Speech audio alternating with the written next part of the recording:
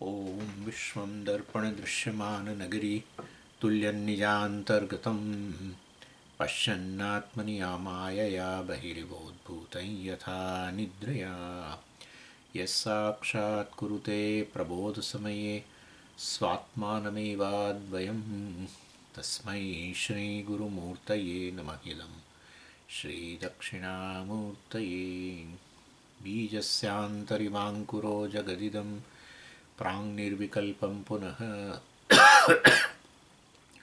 मायाकल्पितदेशकालकलना वैचित्रचित्रीकृतं मायावीव विजृम्भयत्यपि महायोगीव यस्वेच्छया तस्मै श्रीगुरुमूर्तये नमः इदं श्रीदक्षिणामूर्तये तस्मै श्रीगुरुमूर्तये नमः इदं श्रीदक्षिणामूर्तये ॐ सहना भवतु सहनौ भुनक्तु सह वीर्यङ्करवावहै तेजस्विनावधीतमस्तु मा विद्विषावहै ॐ शान्तिः शान्तिः शान्तिः सदाशिवसमारम्भां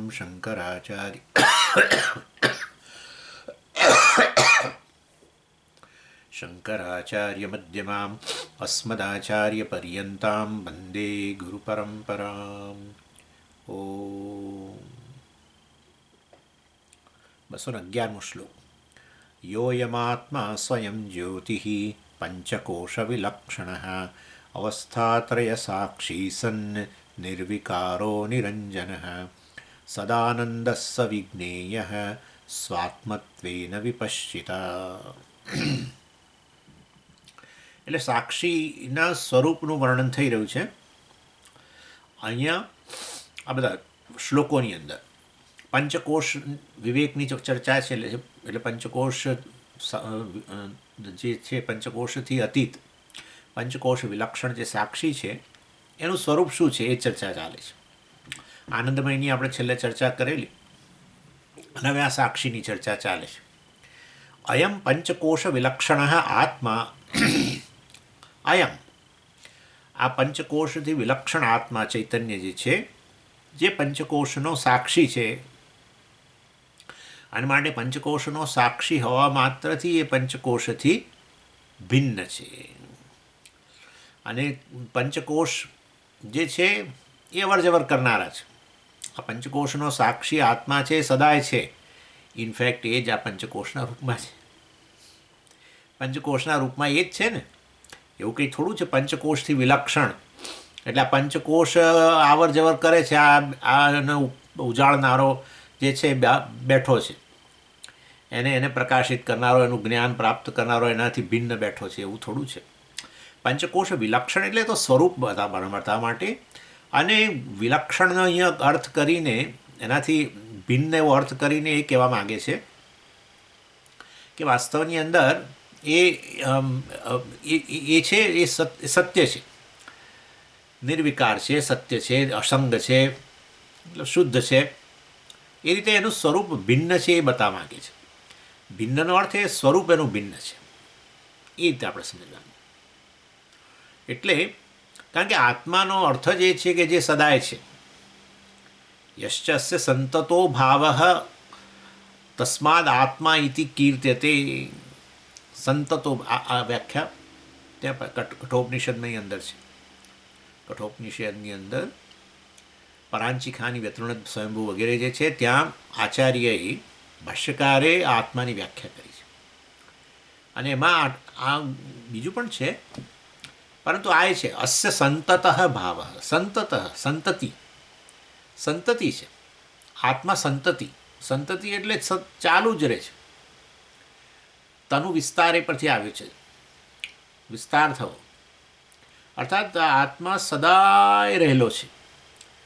એટલે વાસ્તવની અંદર એ જે સદાય રહેલો હોય તે પંચકોશનો સાક્ષી છે.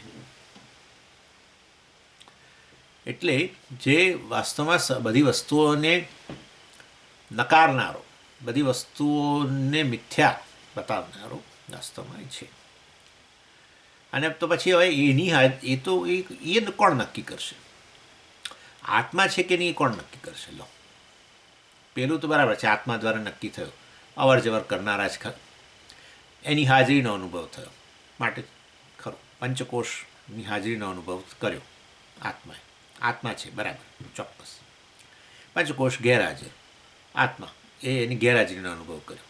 સુષુપ્તિ વગેરે હાજર, આત્મા હાજર બરાબર. પણ આત્મા હાજર છે એ એક કોણ એ બતાવશે. હા, પેલું તો બરાબર છે, આત્મા દ્વારા સિદ્ધ થયું કે અવર જવર કરે છે વગેરે બધું. આ પંચકોશ આ આત્મા છે કે નહીં કોણ પૂરું કરશે? આત્માને સિદ્ધ કોણ કરશે? લો, પંચકોશની સિદ્ધિ આત્માથી થઈ. સિદ્ધિ એટલે એનું અસ્તિત્વ એ આત્માથી નક્કી થયું બરાબર છે, પણ આત્માની સિદ્ધિ કોણ કરશે? આત્મા છે કે નહીં કેવી રીતે ખબર પડશે? લો, એ પ્રશ્ન થાય છે. આત્મા સિદ્ધ કરનારો કોણ હશે એ તમે મને કહો પહેલાં. કોણ આત્માની સિદ્ધિ કરવા ઈચ્છે છે? આત્માનું અસ્તિત્વ છે કે નહીં એવું એવું એવું સિદ્ધ કરવું એ પેનને આવું સિદ્ધ કરવું છે કે મારે સિદ્ધ કરવું છે? મારે સિદ્ધ કરવું, ચેતને સિદ્ધ કરવું છે. ચેતને સિદ્ધ કરવું છે. ચેતન, બોલો, વિચાર કરો તમે. ચેતને ચેતનની હાજરી નક્કી કરવી છે. તો પહેલું ચૈતન્ય તો પછી આ ચેતનનો વિષય બનવું જોઈએ, બરાબર ને? આત્મા છે કે નહીં એવું નક્કી કરનાર કોને કરવું છે? ચેતનને નક્કી કરવું છે. આ બધું આ ઝઘડો કોની વચ્ચે ચાલે? પેનો ભેગી થઈને વચ્ચે ઝઘડો ચાલે કે આત્મા નામની વસ્તુ છે કે નહીં, કે પેલા ચેતનો ભેગા થઈને નક્કી કરવા માંગે? ચેતનને ભેગા નક્કી કરવું છે. એટલે ચેતન જે છે એ ચેતનને ચૈતન્યની હાજરી છે. ચેતનને ચેતનની હાજરી, ચૈતન્યને ચૈતન્યની હાજરી નક્કી કરવી છે. ક્યાં બાત હે! કેવી રીતે નક્કી કરશે? ચાલો હજુ આગળ કેવી રીતે નક્કી કરશે? આ ચૈતન્ય 2 નંબરનું ચૈતન્ય, હવે 2 નંબર જ બોલવું પડશે. 2 નંબરનું ચૈતન્ય કહેશે કે મેં 1 નંબરના ચૈતન્યનો અનુભવ કર્યો માટે છે. જેમ પંચકોશનો અનુભવ કર્યો ચૈતન્ય એટલે કહ્યું પંચકોશ છે, અથવા પંચકોશ ગેરહાજર છે એવો અનુભવ, ગેરહાજરીનો અનુભવ કર્યો માટે કહ્યું કે ગેરહાજર છે. બરાબર છે, અવર જવર કરનારા છે પંચકોશ. એટલે એ રીતે પંચકોશની સિદ્ધિ થઈ. તો પછી હવે આત્માની સિદ્ધિ કરવી હોય તો આત્માનો અનુભવ કરવો પડશે. સેમ આત્માનો અનુભવ, ચૈતન્યનો મતલબ ચૈતન્યનો અનુભવ કરવો પડશે. કોણ અનુભવ કરનારો કેવો હોવો જોઈએ? ચેતન જ જોઈએ.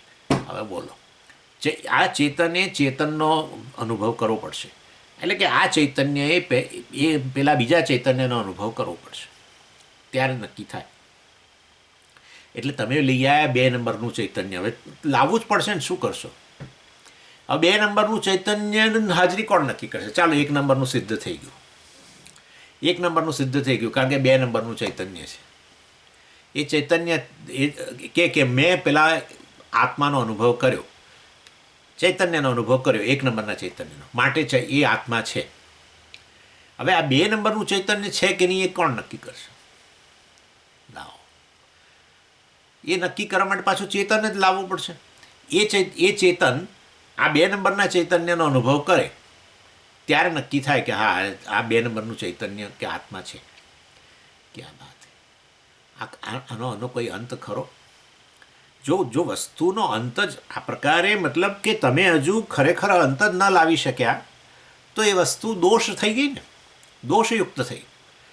કયો દોષ કહેવાય એને? અનવસ્થા દોષ કહેવાય. હજુ સુધી આન્સર જ નથી મળ્યો, હજુ તો શોધી રહ્યા છે. કારણ કે હજુ આપણે બધું આટલી બીજી ચર્ચાઓ પડી ત્યાં સુધીમાં એ લોકો 98માં ચૈતન્ય પર પહોંચ્યા હશે. હજુ 98માં ચૈતન્યનું નક્કી કરવા માટે 99મું ચૈતન્યને હજુ આ ક્યાં? ચૈતન્ય સ્વતઃ સિદ્ધ છે. ચૈતન્ય બધાની હાજરી ગેરહાજરી નક્કી કરનારું ચૈતન્ય સદાય હાજર છે. એને કહેવાય સ્વતઃ સિદ્ધ. એની સિદ્ધિ કરવા માટે, એની સિદ્ધિ કરવાની જ જરૂર નથી. કોઈ પણ વસ્તુની સિદ્ધિ કરવા માટે ચૈતન્યની જરૂર પડતી હોય તો ચૈતન્યની સિદ્ધિ કરવા માટે કશાની જરૂર નથી. ચૈતન્ય સ્વતઃ સિદ્ધ કહેવાય. સ્વતઃ સિદ્ધ એટલે કે શું? જે સ્વયં પ્રકાશ છે તે. માટે અહીંયા કહ્યું સ્વયં જ્યોતિ. યોયમ આત્મા સ્વયં જ્યોતિ. જે સ્વયં પ્રકાશિત થતું હોય સ્વયં પ્રકાશરૂપ હોય એની હાજરી નક્કી કરવાની જરૂર ના હોય. વસ્તુને પ્રકાશિત કરીને એની હાજરી નક્કી થતી હોય છે. વસ્તુને જ્ઞાનનો વિષય બનાવીને એની હાજરી નક્કી થતી હોય છે. ચૈતન્યને જો સ્વયં પ્રકાશ હોય, જ્ઞાન સ્વરૂપ હોય, તો એના થકી બધાનો અનુભવ થાય, એની હાજરી ગેરહાજરી નક્કી થાય, એની સિદ્ધિ થાય. પરંતુ ચૈતન્યને જે છે એ સ્વયં જ્યોતિ છે, સેલ્ફ એવિડન્ટ કે સ્વયં પ્રકાશ. સ્વયં પ્રકાશ એ સ્વતઃ સિદ્ધ એ સ્વતઃ પ્રકાશ રૂપ, કેવું એ રીતે ગણાય. સ્વયં પ્રકાશ સ્વયં સિદ્ધ એમ. એટલે આ સિમ્પલ લોજિક કે છેવટે બધી જ વસ્તુઓને પ્રૂવ કરનારો જે છે એ આત્મા છે. એ આત્માના પ્રૂફની જરૂર નથી. બીજી વસ્તુઓ છે કે નહીં એનો અનુભવ થતો હોય, એનું સિદ્ધિ નક્કી થતી હોય, તો આ તો હોવો જ જોઈએ. જો આટલા બધા રંગરૂપ તમે જોતા હોવ તો આંખ હોવી જોઈએ. સમજીએ આંખ છે કે નહીં એ હવે મારે નક્કી કરવું છે. રંગરૂપ તો નક્કી કર્યા. અરે ભાઈ, તમે જો રંગરૂપનો અનુભવ થતો હોય તો આંખ છે, નક્કી થઈ ગયું છે. તમે ફોટા બધા મને બતાવતા હો મારા, તો તમે કેમેરા છે નક્કી થઈ ગયું છે. એમાં પાછું સમજ પણ કેમેરા છે કે નહીં અમારે નક્કી કરવું છે. ભાઈ આ તો હવે જરા એના માટે થોડી બદામ ખાવ, બીજું શું કરીએ. એટલે બદામ ખાવાની જરૂર પડે. કારણ કે આ નહીં તો કેમેરા ફોટા પડે જ નહીં. તો તમને જગતનો જો અનુભવ થઈ રહ્યો હોય, વસ્તુઓનો, વ્યક્તિઓનો, ફલાણાનો, ઢીકણાનો, શબ્દ સ્પર્શ રૂપ રસ ગંધનો અનુભવ થતો હોય, એની હાજરીનો અનુભવ થતો હોય, ગેરહાજરીનો અનુભવ થતો હોય, તો પછી વાસ્તવમાં એક એવો છે જે સદાય હાજર છે. કે કેવો હોવો જોઈએ? સદાય હાજર હોવો જોઈએ. એટલે બસ આના આધારે ભાગ પડી ગયો અનાત્માના આત્માના. એક સદાય હાજર જે વાસ્તવની અંદર અનાત્માનું હાજરી ગેરહાજરી સતત નક્કી કરે અને સિદ્ધિ કરે. એટલે આપણે આ રીતે છેવટનો પ્રુવર, છેવટનો સિદ્ધ કરનાર જે છે આત્મા, એ તો હોવો જોઈએ. એટલે આ આત્મા આ નથી કહેતા પેલો કે ભાઈ આપણે વોટર પ્રૂફ ને શોક પ્રૂફ ને બધું બોલે ને. વોટર પ્રૂફ એટલે પાણી એને સ્પર્શી જ ન શકે. શોક પ્રૂફ એટલે શોક બિલકુલ, શોક એટલે પેલો આમ કંપન વગેરે એને સ્પર્શી જ ન શકે. એટલે એવી બધી વસ્તુઓ જેમ હોય છે એમાં આત્મા કેવો છે? પ્રૂફ છે. આત્માને કોઈ પ્રૂફ કરવા લાવવાની જરૂર નથી. એટલે પ્રૂફ પેલું વોટર પ્રૂફ, પેલું શોક પ્રૂફ. આ પ્રૂફ આત્મા જે છે એને કોઈ એના માટે પ્રૂફની જરૂર નથી. પ્રૂફ એને સ્પર્શી ન શકે, એને જરૂર જ નથી, એની બિલકુલ આવશ્યકતા નથી. સ્વયં જ્યોતિ. પછી કહે છે અવસ્થાત્રય સાક્ષી સન. અને આ તો એ આત્મા જે સ્વયં જ્યોતિ છે એ કેવો છે? જો સદાય હાજર હોય તો પછી જે કંઈ અનુભવો છે, તો ચાલો હવે લાવો 3 અનુભવો. અવસ્થાત્રય, 3 અનુભવ, જે અનુભવની અવસ્થાઓ જે છે એ વાસ્તવની અંદર એનો સાક્ષી એટલે જેને કશો સ્પર્શે જ નહીં, જેને કશું સ્પર્શે જ નહીં. જાગ્રત અવસ્થા છે તો ભાઈ જાગ્રત અવસ્થાનો અનુભવ થાય છે, જાગ્રત અવસ્થા પ્રકાશિત થાય છે. જાગ્રત અવસ્થામાં શું પ્રકાશિત થાય? જાગ્રત અવસ્થામાં જાગ્રત જગત પ્રકાશિત થાય. જાગ્રત જગતનો અનુભવ કરનારો પ્રકાશિત થાય. જાગ્રત જગતનો અનુભવ જ પ્રકાશિત થાય. અનુભવ કરનારો અને અનુભવનો વિષય એ લિંક પ્રકાશિત થાય, એ અનુભવ પ્રકાશિત થાય. બરાબર ને? અત્યારે તમે જાગ્રત પુરુષ છો, તે પછી હું તમારો વિષય, બરાબર, અને તમને અત્યારે મારો અનુભવ જે થઈ રહ્યો છે તે અનુભવ પોતે પણ ખ્યાલ આવ્યો? સબ્જેક્ટ, ઓબ્જેક્ટ અને એક્સપિરિયન્સ, અથવા કરણ કહેવું તો કરણ કહો, ઇન્સ્ટ્રુમેન્ટ કહો. વિષયી અને કરણ, એનો વિષયીકરણનો ઉપયોગ કરીને વિષયને જાણે ને. એટલે કયું કરણ? વૃત્તિ, અનુભવ કહો, વૃત્તિ કહો, અંતઃકરણ કહો, જે કહો. આ બધું પ્રકાશિત થઈ રહ્યું છે જાગ્રતમાં. સ્વપ્નમાં પણ એ રીતે પ્રકાશિત થઈ રહ્યું છે. એટલે વાસ્તવની અંદર આ ચૈતન્ય જે છે, આત્મા જે છે, સ્વયં જ્યોતિ આત્મા, એ વાસ્તવમાં આ રીતે જાગ્રત સ્વપ્ન બંનેને પ્રકાશિત કરે. એવી રીતે સુષુપ્તિ જાગ્રત જગતની અંદર બાહ્ય જગતને પ્રકાશિત કરે, સ્વપ્ન જગતમાં આંતર જગતને પ્રકાશિત કરે, સુષુપ્તિમાં કોઈ જગતને નહીંને પ્રકાશિત કરે. કેવું હોય તો કહો. એટલે વાસ્તવમાં આ જાગ્રત જગત આવે અને જાય, સ્વપ્ન જગત આવે અને જાય, પણ આ ચૈતન્ય જે એને પ્રકાશિત કરનાર છે એ તો સદાય. પેલું યાદ કરો નાટ્યદીપ, જાગ સદાય હાજર. જો આને કહેવાય સાક્ષી, સદાય હાજર. લેશ માત્ર એનામાં વિકાર ના આવે. અવસ્થાઓ આવે ને જાય, અવસ્થાઓમાં રહેલો પેલો અહંકાર આવે ને જાય. જાગ્રત પુરુષ સાથે જાગ્રત જગતનો અનુભવો પણ બદલાતા રહે. દ્રશ્ય ને શ્રાવ્ય ને આ ને તે ને બધું બદલાતું જ રહે. સતત વૃત્તિઓ બદલાતી રહે, બધું બદલાતું રહે અને પ્રકાશિત કરતો રહે.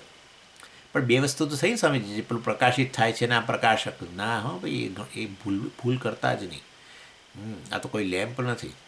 હા, ઇનફેક્ટ જે કંઈ છે એ જ છે, બરાબર છે. પરંતુ આ તો એના આ રીતે આ આત્માના સ્વરૂપને નક્કી કરવા માટે આપણે કહીએ છીએ. આ સમગ્ર અંતઃકરણ જ મન છે ને પછી શું? આ અંતઃકરણ જ આત્મા છે, પછી ક્યાં વાત રહી આગળ? બધું આત્મા જ છે.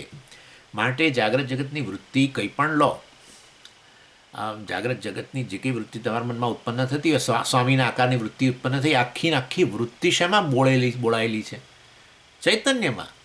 હા, એવું નથી કે હા કેટલોક એ વૃત્તિનો કેટલોક ભાગ જે છે એ વાસ્તવમાં મને પ્રકાશિત મારા માટે નથી થતો. ન, આખી વૃત્તિ શેમાં રહેલી છે? ચૈતન્યમાં જ રહેલી છે. એનું અસ્તિત્વ એમાં જ સિદ્ધ થાય છે. એનો અર્થ એવો થયો કે સમગ્ર અંતઃકરણ જ આત્મા છે, કશું આત્મા નથી એવું છે જ નહીં. એ જ આત્મા વાસ્તવમાં કે જ્યારે કોઈ દ્રશ્ય વસ્તુ, દ્રશ્ય વૃત્તિ ઉત્પન્ન થાય, સમગ્ર અંતઃકરણ સ્વામીના આકારનું બની જાય, ત્યારે એ જ આત્મા જે અહંકાર રૂપે હાજર છે, અહમવૃત્તિ રૂપે હાજર છે, એ શું બની જાય? એનો દ્રષ્ટા. આત્મા દ્રષ્ટા બને એટલે કેવળ સપાટી પરનો, જેમ પેલું જળ તરંગ બને એવું. ખરેખર કશું એટલે આત્મા તો આત્મા જ રહે, પરંતુ અંતઃકરણ રૂપી ઉપાધિ દ્વારા એ દ્રષ્ટા બને. ક્યારે? જ્યારે તમારું અંતઃકરણ, કારણ કે અંતઃકરણ બે ભાગમાં, અહમવૃત્તિ ને ઇદમવૃત્તિ. એટલે અહમવૃત્તિના રૂપમાં તો એ બેઠેલું જ છે અંદર, કારણ કે આત્મા ત્યાં વાસ્તવમાં પ્રકાશિત થયો ચિદાભાસ રૂપે, અને માટે સમગ્ર અંતઃકરણને અહમ કરીને બેઠેલો જ છે. અને પછી એ અંતઃકરણનો બીજો ભાગ, જેમ કે પેલું, આ તમને એક્ઝામ્પલ આપું ફરી, જેમ પર તમારા હાથની અંદર એક ટોર્ચ હોય, બરાબર? રાત્રે તમે કશે જતા હો, અંધારું હોય, અને ટોર્ચ હોય તમે, અને એ ટોર્ચથી તમે રસ્તો પ્રકાશિત કરતા હો, તો તમે ટોર્ચને ફેંકતા નથી. શું કરો છો? ટોર્ચ તો હાથમાં જ છે. ટોર્ચમાંથી એક બીમ, પ્રકાશનો એક બીમ જે છે એ બહાર જાય, અને એ રસ્તાનો જો અંધારો ભાગ છે એમાં પ્રકાશિત કરે. એવી ને એવી રીતે વાસ્તવની અંદર આ જે પ્રકાશિત ટોર્ચ જે છે ને, પ્રકાશિત મતલબ પ્રકાશરૂપ ટોર્ચ, એ પ્રકાશરૂપ ટોર્ચ એ અહંકાર ગણો, અને એમાંથી પેલું એક બીમ નીકળે. એટલે એ અંતઃકરણની ઇદમ વૃત્તિ ચાક્ષુષ, દાખલા ચક્ષુ દ્વારા એ અંતઃકરણ બહાર જાય અને સ્વામીનો આકાર ધારણ કરે. એટલે વાસ્તવમાં સમગ્ર અંતઃકરણ સ્વામીના આકારનું બની જાય. અને એ સ્વામીના આકારનું અંતઃકરણ વૃત્તિ, ચાક્ષુષ વૃત્તિ ઉત્પન્ન થઈ, એટલે એ જ આત્મા જે અહંકારના રૂપમાં છે, હવે શું કહેવાય ત્યાં? દ્રષ્ટા. જય શ્રી કૃષ્ણ. જય શ્રી કૃષ્ણ. બરાબર છે. એટલે વાસ્તવની અંદર સમજો વસ્તુ, નહીં તો આ છે ને, એટલે આત્મજ્ઞાન નથી થતું, આ અખંડાકાર વૃત્તિ નથી આવતી. સમજ્યા? અખંડાકાર વૃત્તિ શું? અરે ભાઈ, જે છે આત્મા છે, એ પ્રમાતા દ્રષ્ટા આત્મા, અંતઃકરણ જ આત્મા. મિથ્યા છે બધી વસ્તુ.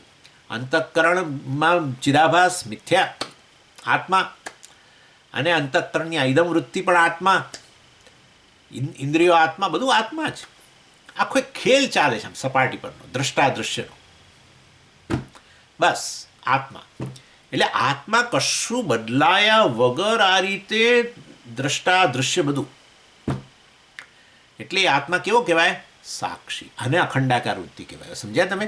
સ્વામીજી, અખંડ એટલે શું? ખંડ નહીં એટલે શું? અરે દ્રષ્ટાના રૂપમાં હું છું. દ્રશ્ય પણ દ્રશ્ય ત્યારે જ કહેવાય જ્યારે ચૈતન્યથી પ્રકાશિત થાય. નહીં તો કેવી રીતે દૃશ્ય કહેવાય? તમે કોઈ વસ્તુ મારા માટે જ્ઞેય છે, જાણું છું, દ્રશ્ય છે. ક્યારે? ચૈતન્યથી વ્યાપ્ત હોય તો. વિષયને તમે જ્ઞેય કયો, અનર્થ શું? શેનાથી વ્યાપ્ત થયો? ચૈતન્યથી વ્યાપ્ત થયો. એટલે દ્રશ્ય, દ્રષ્ટા અને દર્શન વૃત્તિ જે પણ સ્વામી વૃત્તિ જે છે આખી ને આખી શેમાં પ્રકાશ્ય છે? ચૈતન્યમાં.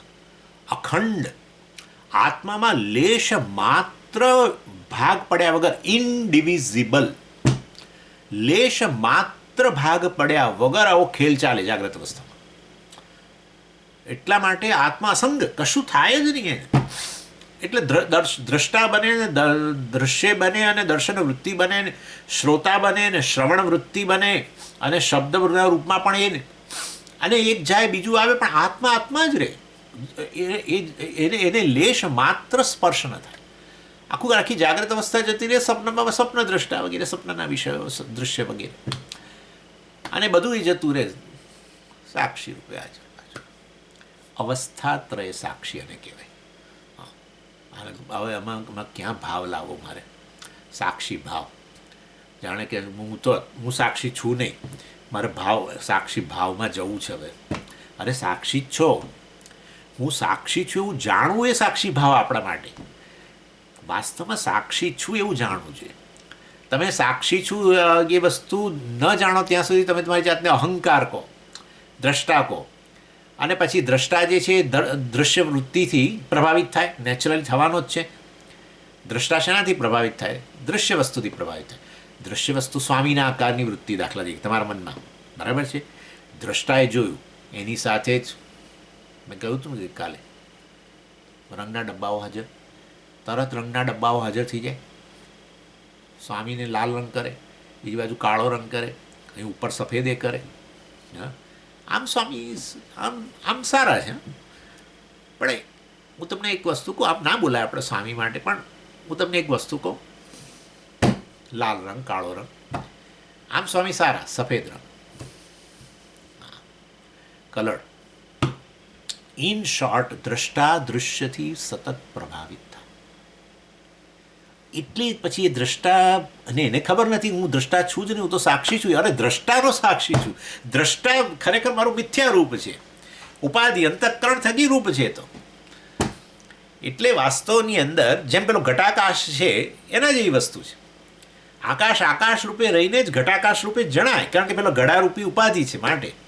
હા, આકાશ ઘટાકાશ બન્યું જ નથી. એવી રીતે તમે દ્રષ્ટા બન્યા જ નથી, તમે દૃશ્ય બન્યા નથી. આ ત્રિપુટી એ તમારો એક ખેલ છે બધો. એટલે આ રીતે વાસ્તવમાં તમે સાક્ષી, આને કહેવાય સાક્ષી. આવું જાણવું, અરે કે આ તો બધું બસ સપાટી પરનો ખેલ છે. અહંકાર વગેરે જે છે ખાલી એમને પ્રકાશિત કરનાર, એમનું અસ્તિત્વ સિદ્ધ કરનાર, એમને પ્રકાશિત કરનાર એટલે મારા જ્ઞાનના વિષયો છે, એ એમનું અસ્તિત્વ મારામાં સિદ્ધ થઈ રહ્યું છે. હા, પ્રત્યેક વસ્તુનું અસ્તિત્વ, એવરીથિંગ એક્ઝિસ્ટ ઇન કોન્શિયસનેસ. કોન્શિયસનેસની બહાર ક્યાં કશું છે? કશું બહાર છે એ વસ્તુ કોન્શિયસનેસમાં છે પાછી. હા, ચૈતન્યમાં છે. સ્વામીજી આ તમે છો બરાબર, પણ આખું જગત ક્યાં છે? લો, આખું જગત નથી ચૈતન્યમાં. એ વસ્તુ શેમાં રહી છે? એ ચૈતન્યથી પ્રકાશિત થઈ. એટલે તમે જ્યારે કહો છો આખું જગત ચૈતન્યમાં નથી, એ ત્યારે તમે ખોટું બોલો છો. આખું જગત અંતઃકરણમાં અત્યારે એક જ ક્ષણમાં બધી વૃત્તિઓના રૂપમાં નથી. એ તો ન જ રહી શકે ને. પ્રત્યેક ક્ષણ એક જ વૃત્તિ. અંતઃકરણ એક ક્ષણે એક જ પ્રકારની વૃત્તિ ધારણ કરે, એક જ પ્રકારનું બને, એક જ પ્રકારનું મોડિફાય થાય. સ્વામીને જુઓ તો સ્વામીના આકારનું, પછી બીજું કશું ના આવે. એટલે એ રીતે બાકીનું બધું જગત બહાર, અંતઃકરણની બહાર, ચૈતન્યની બહાર નહીં. તમે કહો છો કે બધું ચૈતન્યની બહાર છે, એ વસ્તુ પ્રકાશિત થઈ. કોનાથી પ્રકાશિત થઈ? ચૈતન્યથી પ્રકાશિત થઈ, ચૈતન્યની અંદર છે. એટલે કેટલીક વસ્તુ અંતઃકરણમાં, કેટલીક વસ્તુ અંતઃકરણની બહાર, પણ ક્યારેય ચૈતન્યની બહાર નહીં. કેટલીક વસ્તુઓ આશ્રમની અંદર, કેટલાક લોકો આશ્રમની અંદર, કેટલાક લોકો આશ્રમની બહાર, બધું બરાબર. એ પેલી દિવાલોને આધારે, પણ અવકાશની દ્રષ્ટિએ નહીં. અવકાશની દ્રષ્ટિએ બધું અંદર જ, દિવાલોની દ્રષ્ટિએ અંદર બહાર. એવી રીતે અંતઃકરણ રૂપી દિવાલોની માટે થઈને કેટલીક વસ્તુ અંદર વૃત્તિના રૂપમાં, અને કેટલુંક જાણેલું છે સ્મૃતિના રૂપમાં, ચાલો એ ગણી લો. અને બાકીનું બધું બહાર. બસ જ્ઞાત અજ્ઞાત આત્માની દ્રષ્ટિએ નહીં, જ્ઞાત અજ્ઞાત અંતઃકરણની દ્રષ્ટિએ. આ સમજો બરાબર. એટલે આ વસ્તુ આપણને બેસતી નથી. કારણ કે તમે કહો છો અવકાશ છે, પ્રકાશિત થઈ ગયું. અવકાશની સિદ્ધિ ક્યાં થઈ? ચૈતન્યમાં થઈ ગઈ. સૂર્ય છે, પહાડ છે, નદી છે, આ છે, તે છે. તમે કહો છો કંઈ પણ વસ્તુ છે, એનું એ છે પણ ક્યાં સિદ્ધ થયું? ચૈતન્યમાં. કેને બહાર કાઢશો હવે તમે? અરે શરીર છે, લો શરીર છે, શરીર સ્વામીજી શેમાં છે? શરીર અવકાશમાં છે. લો બસ, તમને ગમે એવી વસ્તુ કહીએ, શરીર અવકાશમાં છે. અવકાશ શેમાં છે? ચૈતન્ય.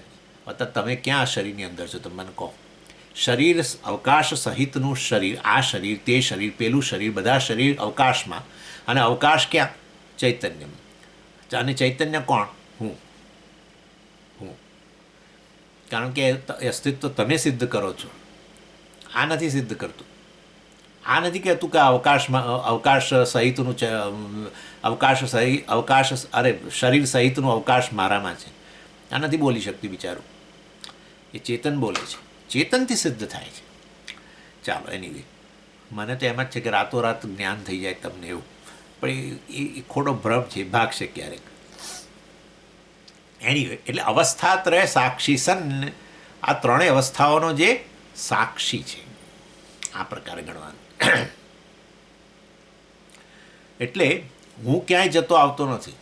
જાગ્રત જગત, સ્વપ્ન જગત એ બધા અવર જવર કરે છે, પણ હું નહીં જનારો, ક્યાંય નહીં જનારો, ક્યાંયથી નહીં આવનારો એવો હું આત્મા સાક્ષી કહેવાય. આ સાક્ષીની છેલ્લી વ્યાખ્યા કરી દીધી તમે.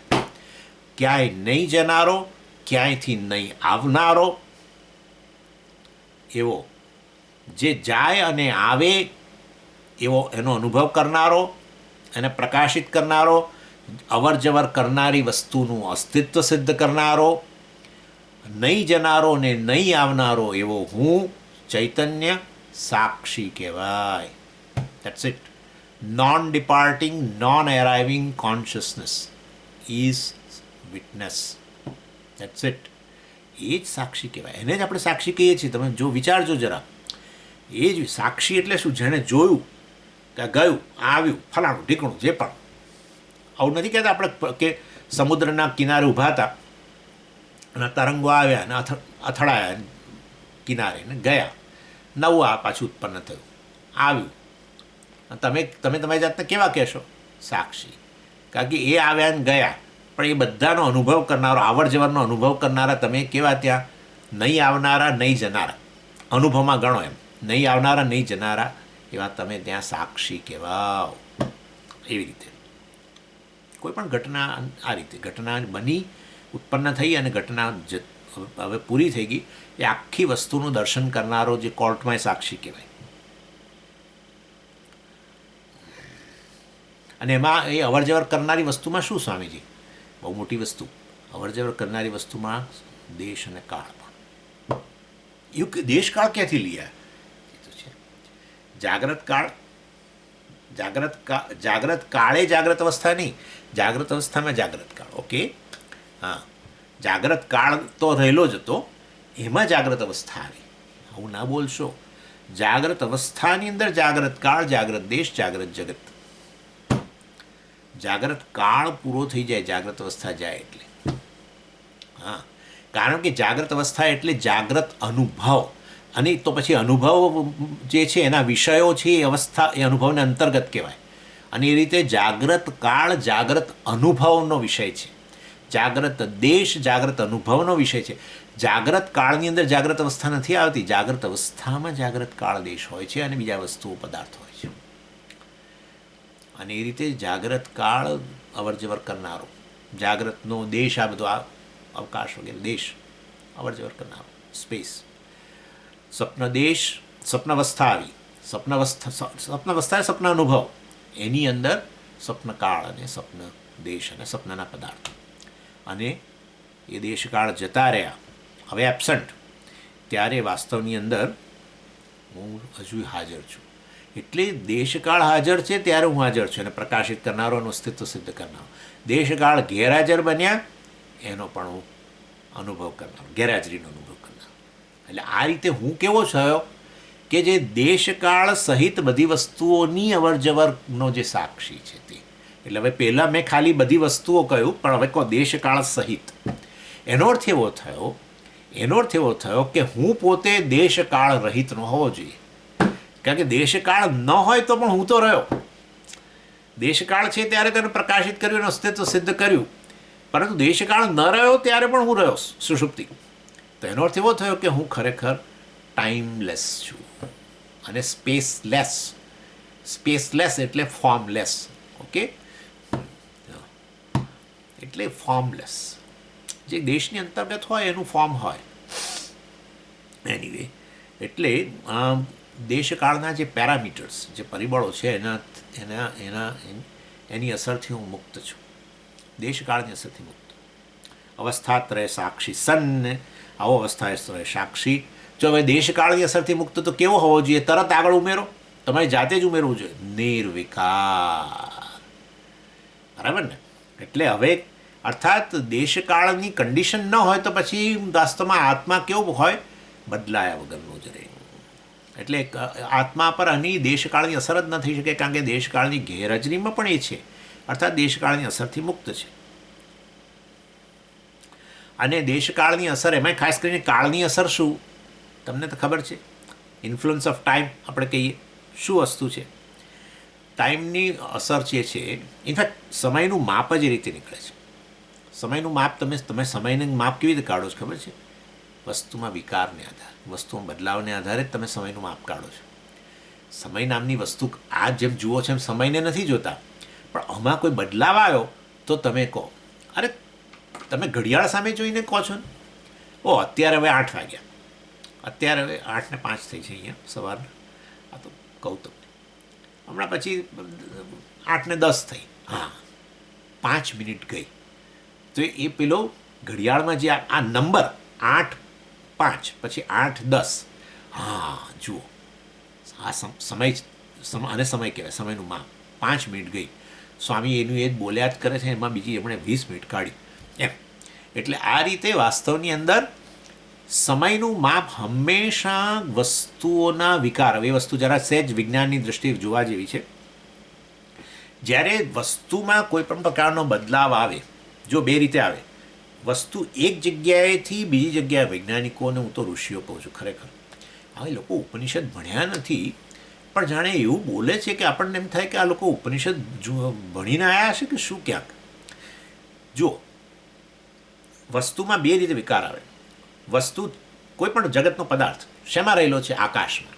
એ આકાશમાં એક જગ્યાએથી બીજી જગ્યાએ જાય એ વિકાર આવ્યો ને, એક જગ્યાએથી બીજી જગ્યાએ ગયો, તો એના આધારે સમયનું માપ નીકળે.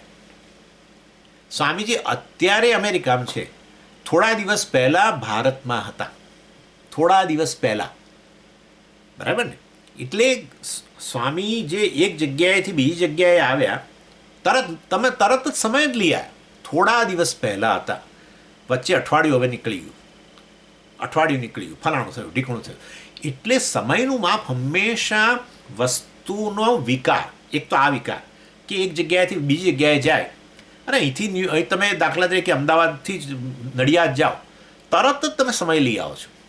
અમદાવાદથી નડિયાદ, એક જગ્યાએથી બીજી જગ્યાએ, દેશ જેવી દેશની વાત આવી, તરત જ સમય 1 કલાક થયો સ્વામી પહોંચતા. અમને આપણા મિત્રો પાછા સ્કૂટર લઈને જાય તો 1 કલાકમાં પહોંચી ગયા.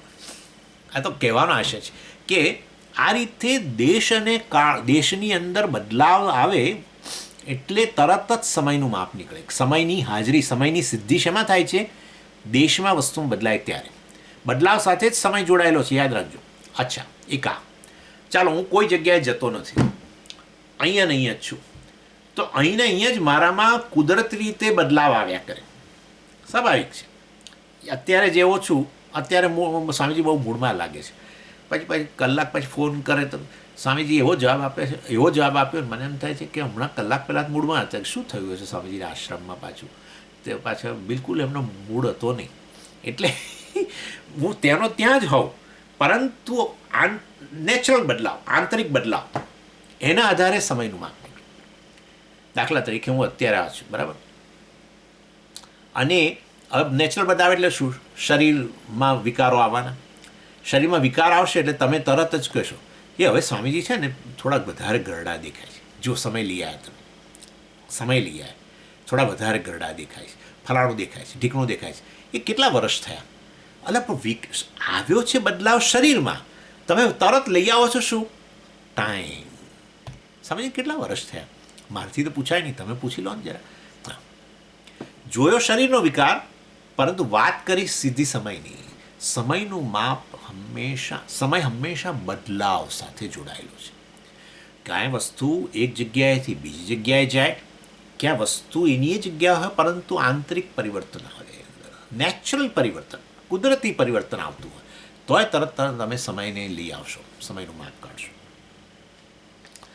એનીવે, એટલે આ રીતે ચૈતન્ય જો બદલાવ, ચૈતન્ય પર કાળની અસર ન હોય, જાગ્રત સમયે પણ હાજર, જાગ્રત કાળ જતો રહ્યો, સ્વપ્ન કાળ આવ્યો ત્યારે હાજર, એ પણ જતો રહ્યો, કાળ જ લય પામી ગયો તો પણ હાજર.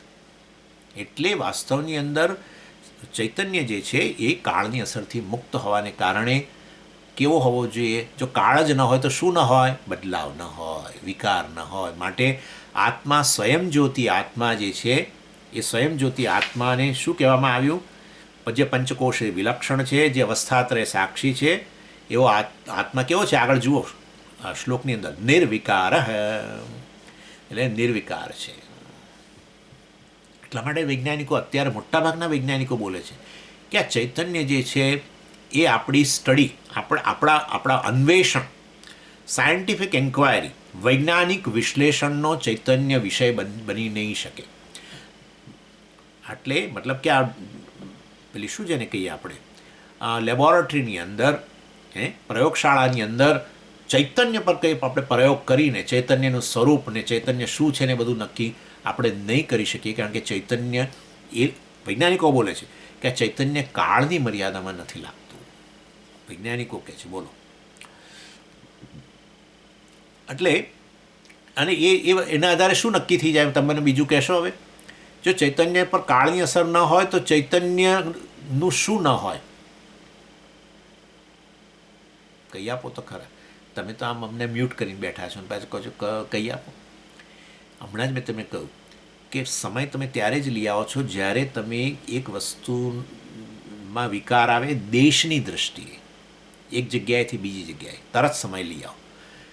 જો હવે ચૈતન્ય પર કાળની અસર ન હોય તો ચૈતન્યનું કોઈ લોકેશન પણ ન હોય, ચૈતન્ય દેશની મર્યાદામાં પણ ન હોય. આ બધા નિધિધ્યાસનના શ્લોકો છે. આ અત્યારે થયું એ થયું. હવે આગળના જેટલા વર્ષો હું છું એમાં આ વસ્તુ ફરી થાય કે નહીં કોઈ ગેરંટી નથી. એક ટેક્સ્ટ એક થઈ ગઈ, એ થઈ ગઈ, ફરી આવવાની નથી, તમને ખાતરીપૂર્વક કહી દઉં છું. એટલે આ વસ્તુ ધ્યાનમાં લઈ લો અને નોંધી લો જરા. આ નિર્ધ્યાસન તમારે જાતે જ કરવું પડશે, એમાં સ્વામી તમને કોઈ મદદ નહીં કરી શકે. એનીવે, એટલે આ રીતે ચૈતન્યની જો કાળની અસરથી મુક્ત હોય, અવસ્થાત્રય સાક્ષી, તો પછી વાસ્તવમાં એનું કોઈ લોકેશન પણ ના હોય. કારણ કે લોકેશન આવે, એક જગ્યાએ હોય તો પછી એક જગ્યાએથી બીજી જગ્યાએ જાય, સમયની વાત ના આવે. જે જગ્યાએ છે ત્યાં પણ સમય પાછો બદલાવ આવે. આ તે બધું કયા, એટલે આપણે નથી કહેતા અત્યારે આ જગ્યાએ છે, અત્યારે આ જગ્યાએ છે, અત્યારે શું કહે છે? અત્યારે એટલે શું? સમય. જેવું તમે દેશ લાવો ને એની સાથે કાળ આવી જ જાય છે. ઇનફેક્ટ વૈજ્ઞાનિકો કહે છે દેશ અને કાળ નામની બે વસ્તુ છે જ નહીં. હમણાં લેટેસ્ટ શોધાઈ ગયેલી વસ્તુ છે કે દેશ અને કાળ નામના બે એક્સિસ, બે ડાયમેન્શન છે જ નહીં. દેશ જ કાળ છે, કાળ જ દેશ છે. અને વસ્તુ લાગે છે એવું જ. એનીવે, એટલે નિર્વિકાર એટલે પછી આપણે પેલું અસ્થિ, જાયતે, વર્ધતે, વિપરિણામતે, એ બધું પાછું આપણું ગણી લેવાનું કે એ બધામાંથી મુક્ત છે. બરાબર ને? જન્મ નથી અને વિપરિણામતે વિનશ્યતિ, મૃત્યુ પણ નથી. વચ્ચે બધાના વિકારો, વૃદ્ધાવસ્થા, ફલાણાવસ્થા, પ્રૌઢાવસ્થા પણ નથી. ચાલો, નિર્વિકાર થઈ ગયું. પછી હવે આગળ શું કહે છે? નિરંજન. અંજનમ એટલે ઇમ્પ્યોરિટી કહીએ ને આપણે, અશુદ્ધિ. આમ તો અંજનમ પેલું પણ ખરું, એટલે આ મેશ. અંજનમ એટલે મેશ. હા, આપણી પેલી આજે એટલે આપણે જેને કહીએ ને જાણે કાળો ડાઘ, અથવા ને ઇમ્પ્યોરિટી એમ. અંજનમ એટલે ઇમ્પ્યોરિટી. એટલે વાસ્તવની અંદર નિરંજન, કે કશું કોઈ અવસ્થા એને સ્પર્શતી જ નથી, અવસ્થામાંથી એક અવસ્થાનો અનુભવ અને પ્રકાશિત કરી એનું અસ્તિત્વ સિદ્ધ કરનારો બહાર નીકળી જાય, બીજી અવસ્થામાં જાય ત્યારે પહેલી અવસ્થાની ને સાથે નાવા નીચોવાનું એને કશું નથી હોતું.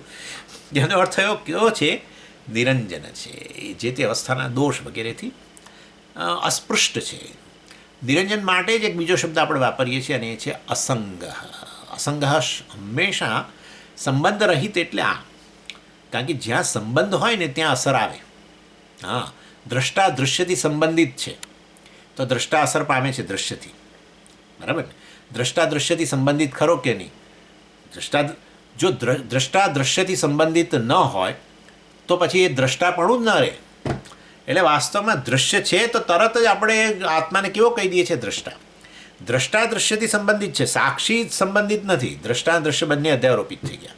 વાત થઈ ગઈ ને વાતો. એનીવે, એટલે આ બધું ઘનઘોર વેદાંત છે હવે તો. એનીવે, ઇન શોર્ટ, નિરંજન એટલે અસંગ. કોઈ પણ પ્રકારના બ્લેમિશ, નિર્દોષમ હિ સમમ બ્રહ્મ. નિર્દોષ છે બિલકુલ. સ્વામીજી, મારે તો કેવું પ્રારબ્ધ, મારું તો મારા કેવા પાપ કરવું, મારું આવું કેવું કરવાનું, મારું કેવા, મારામાં આ બધું રહેલા છે ગુણો, મારામાં આ બધી ખરાબ વૃત્તિઓ, મારામાં આમ ને, મારામાં તેમ ને, મારામાં તેમ.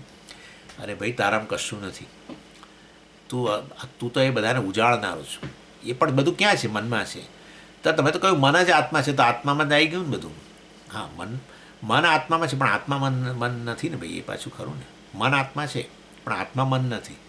જો મન આત્મા ને આત્મા મન, તો પછી મન દોષોવાળું તો આત્મા પણ દોષોવાળો. મન આત્મા પણ આત્મા મન નહીં તો પછી નહીં. આવું છે. એટલે આ વસ્તુ આ રીતે નિરંજન.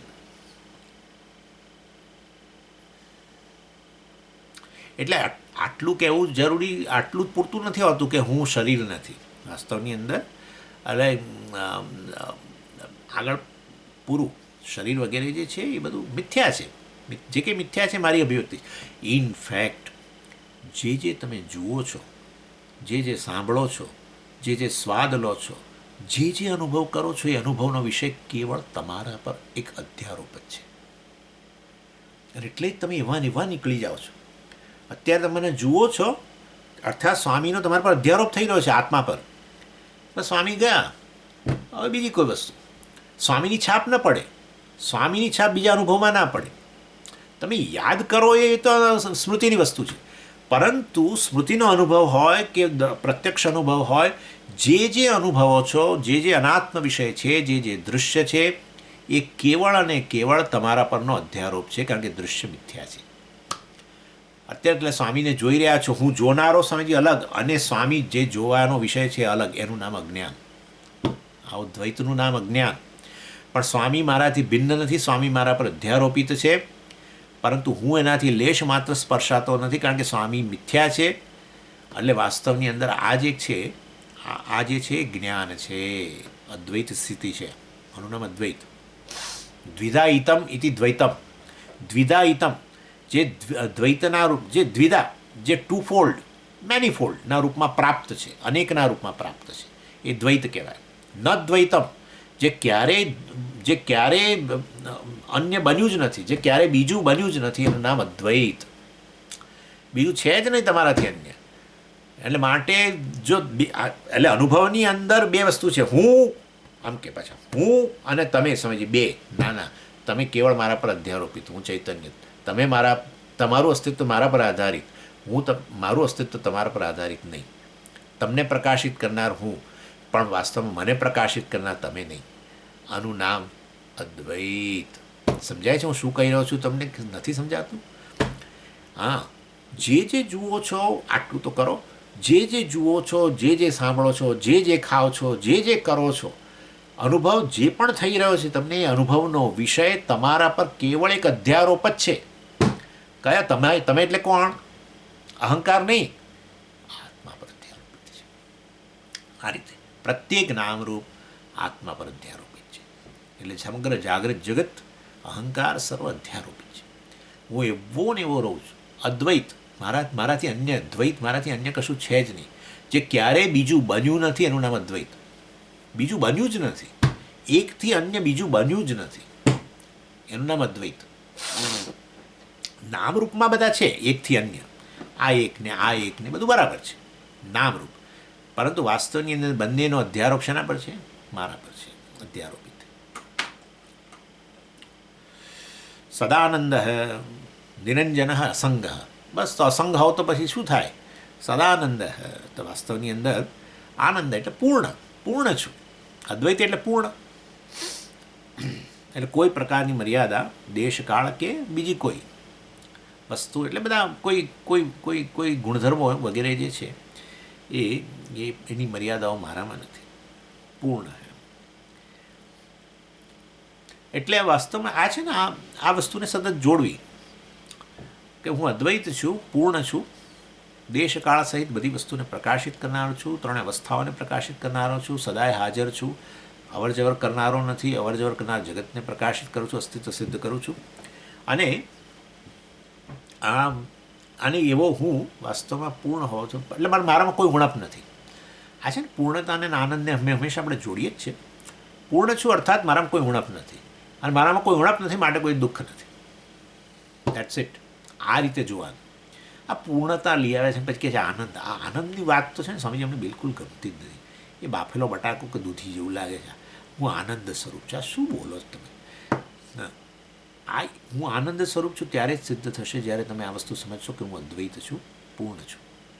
મારાથી એને કશું છે જ નહીં, બધાનું અસ્તિત્વ મારામાં સિદ્ધ થાય છે, અને મિથ્યા વસ્તુ છે ખરેખર. એ કે મારી બહાર કશું રહેલું જ નથી, મારી બહાર કશાનું અસ્તિત્વ સિદ્ધ થતું નથી, હું જ આ સર્વના મિથ્યા રૂપોના રૂપમાં રહેલો છું, અને આ રીતે હું તો પૂર્ણ છું. અર્થાત મારામાં કોઈ પ્રકારની ઉણપ નથી. હુંની અંદર જે એ વસ્તુ સમજાય તો આનંદ જ છે. કારણ કે ઉણપ આવી એની સાથે સોરો આવે, સોરો એ શોક. જો હવે તમને સમજાવી દો અહીંયા, શોક જે છે ને એને આપણે લાગણી કહી શકીએ, બરાબર છે? રાગ દ્વેષ અને એમાં શોક પણ આપણે લાગણી ગણી લઈએ. ચાલો, એ શોક ક્યારે જન્મે? એ મનના સ્તરે છે. એ ત્યારે જ જન્મે જ્યારે બુદ્ધિના સ્તરે નિર્ણય થયો હોય. કયો નિર્ણય? હું અધૂરો છું, મિસિંગ.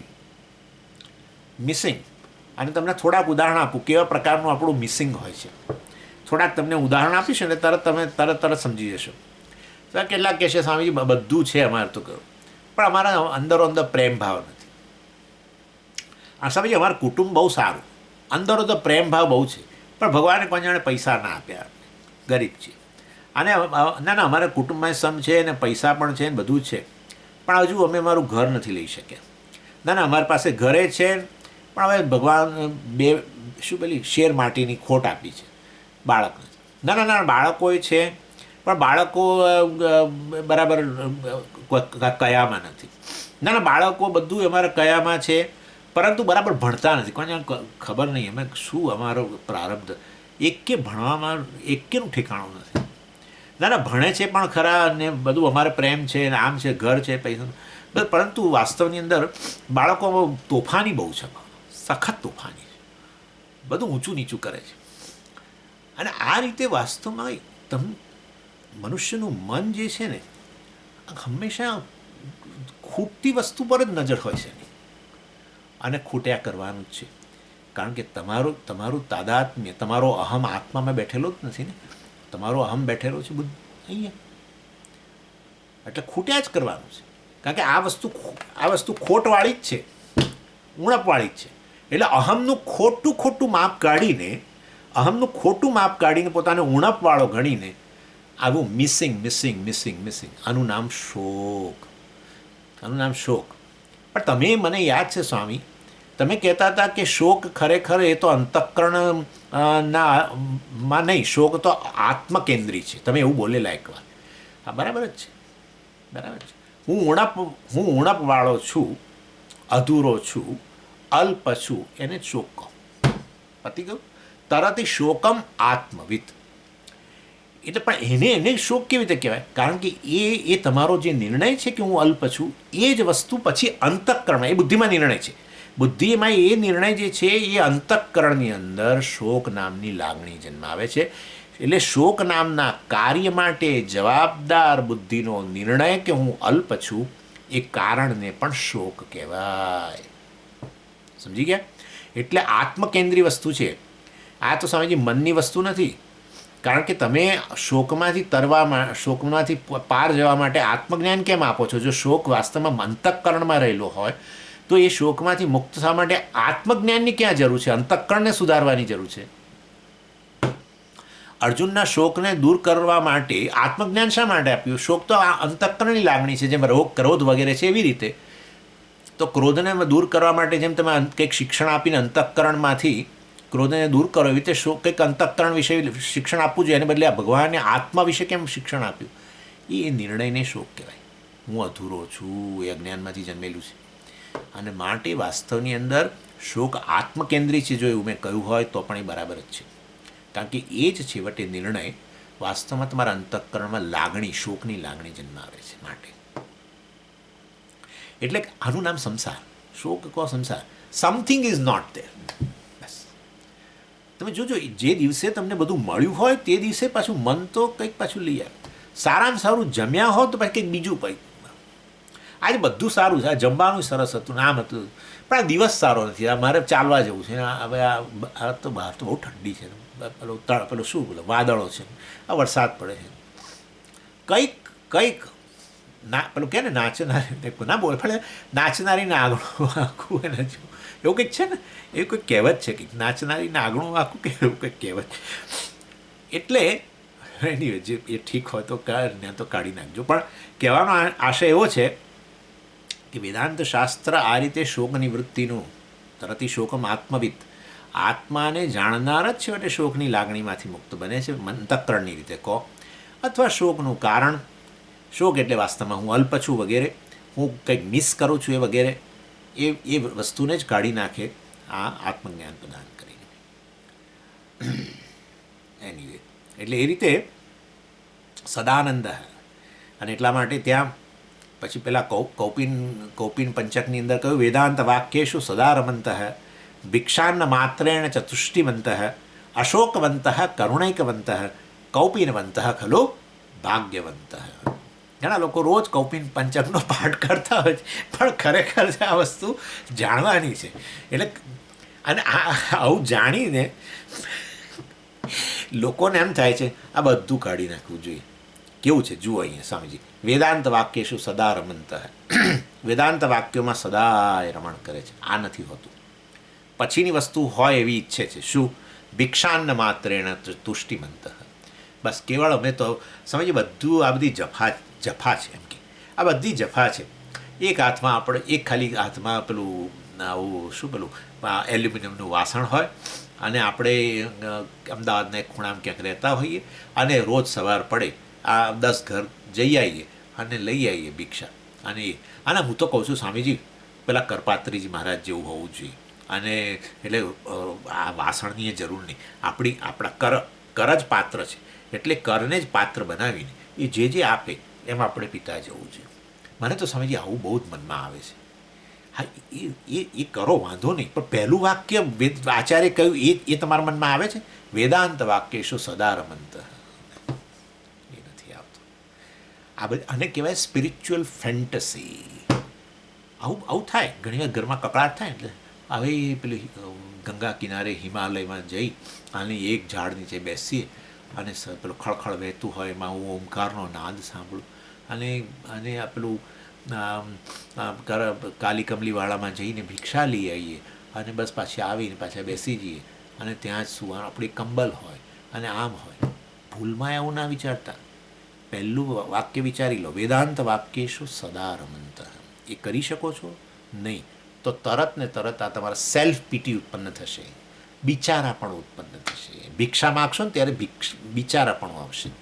આ બિચારાપણું નથી. વેદાંત વાક્યેષુ સદા રમંત એટલે શું? હું બિચારો નથી. હા, હું તો આ જગતનું કારણ છું. અને એવું સતત રમણ કરતા હોવ તો પછી ભિક્ષાનું પાત્ર હાથમાં લો, નહીં તો આ બધી સ્પિરિચ્યુઅલ ફેન્ટસી કહેવાય.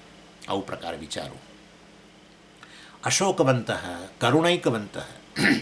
અશોકવંત, શોકમાંથી રહિત બની ગયા. કરુણૈકવંત, જગત માટે કરુણા. અને પોતે શોકમાંથી મુક્ત હોય તો જગત માટે કરુણા આવે. પોતે શોકગ્રસ્ત હોય તો અન્યના જીવનમાં શોક લાવે, કરુણા નહીં. અન્ય પ્રત્યે કરુણા ના આવે, અન્ય પ્રત્યે ક્રૂરતા આવે. આપણામાં શોક હોય ત્યારે અન્ય પ્રત્યે ક્રૂરતા આવે.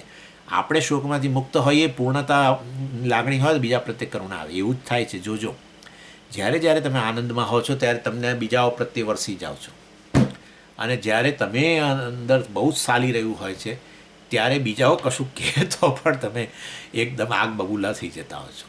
એટલે વાસ્તવની અંદર કૌપિનવંત ખલુ ભાગ્યવંત. કૌપિનવંત એટલે જે છે એમાં સંતોષ, કારણ કે કશું જરૂર નથી, હું પૂર્ણ જ છું.